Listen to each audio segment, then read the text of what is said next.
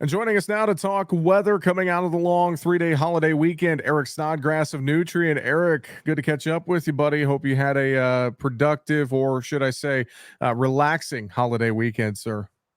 Yeah. It was cool and rainy here where I'm in Illinois, and so we were inside quite a bit this weekend. But certainly, it was a weekend that I won't forget for a long time, given how much heat we saw across the Western United States, breaking some all-time records in California. That's pretty hmm tough to do. So to see that heat going there meant that some folks out west were really under the gun for heat and wildfire smoke, both things. Definitely. Well, let's talk a little bit more about that. You mentioned that heat, some records being broken, looking at fairly dry weather map, at least to start the week, and that heat out west. So, what is the impact? Are we going to see that heat shift more to the east here through this week? What's shaping up for us here this week? Yeah, well, that ridge is going to open up a bit that's over the west right now. And what it's going to do is it's going to push into Montana, North and South Dakota, Nebraska, Kansas, maybe even a little bit of western Iowa, Minnesota. Temperatures that could approach the upper 90s and low 100s.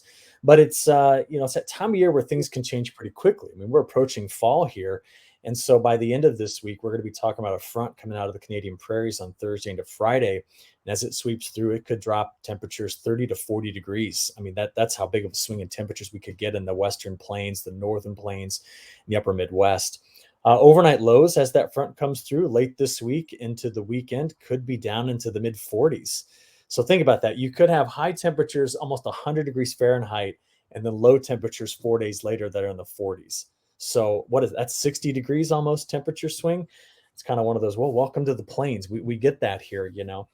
But the heat does stay on in the west. And with that pattern change, what I'm going to be watching carefully is from the Mississippi River east. I'm talking from the Mississippi River clear to the East Coast. We have got quite a bit of tropical moisture that's going to get pulled up later this week and weekend that could really deliver some heavier rainfall. If you're west of the Mississippi, about the only shot we've got here outside of some isolated storms that could pop on the heat. And those are unforecastable, to be honest with you. That front that comes through Thursday into Friday could bring in a line of showers and storms, kind of a pencil thin line that rolls through the Midwest late this week. But that gets us thinking about what's also going on in the tropics. Earl's going to miss. It's going to go closer to Bermuda than it is the East Coast.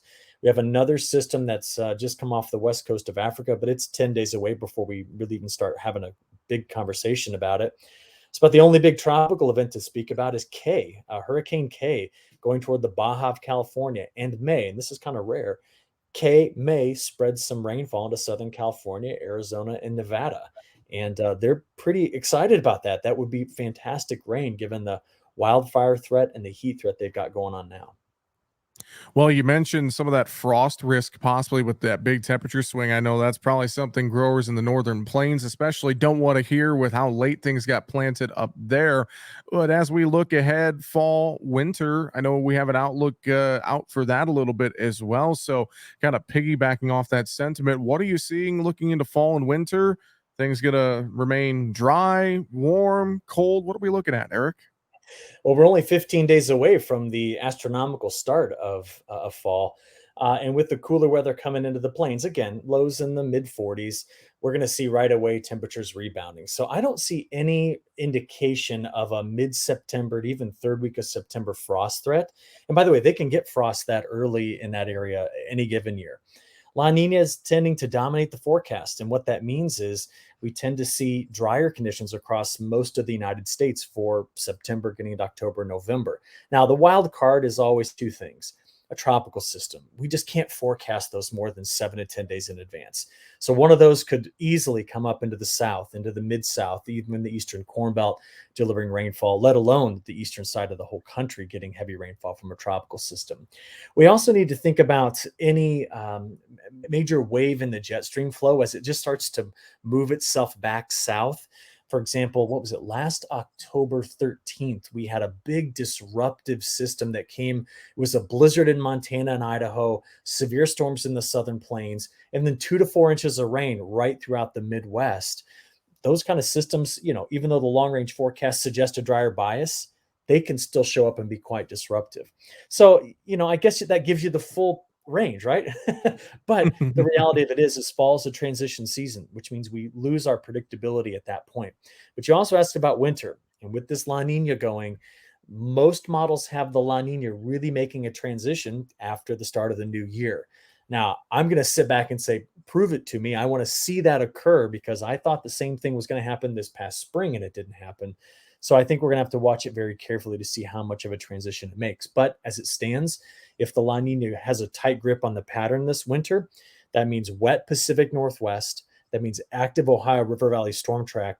That means more cold air and good snow in the Midwest, really the upper Midwest and plains and Canadian prairie, but drier from California to Texas. And those are two locations that can't stand another drier winter. Eric, how about South America? I know we've had a few fronts work through parts of Brazil and Argentina, I believe, in recent days. What are you seeing down there? Yeah, so there has been some wetter weather in southern Brazil, and that's actually the area we've been most concerned about going drier into September, October, and November. The new long range models do suggest possibly an on time start of the monsoon, which is in another 20, 30 days from now. So it usually gets going in October, which means they could plant very quickly down there. But the latest model trend was a bit drier than the previous runs, which means we got to watch this very carefully. But the longer range forecast suggests that if there's going to be drought risk, that's dominated by La Nina, which is what the models are going to sense right now. It'll be in southern Brazil, Paraguay, Argentina, and Uruguay.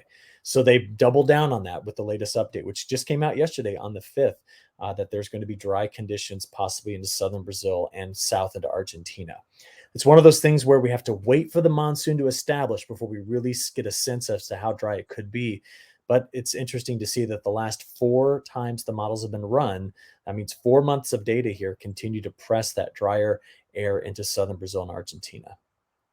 Well, Eric, any other final thoughts you have for us this week before we run out of time?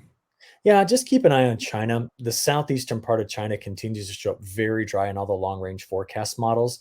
And as they get out of their monsoonal season and head toward fall and winter, they could carry the drought that's been developed into another year. And that gets to be quite concerning for us there. Fantastic. Well, you can sign up for his daily weather email at markettalkag.com. With that, Eric Snodgrass of Nutrient, always a pleasure, sir. Thanks for joining us this week and have a great rest of your week. Yeah, you too.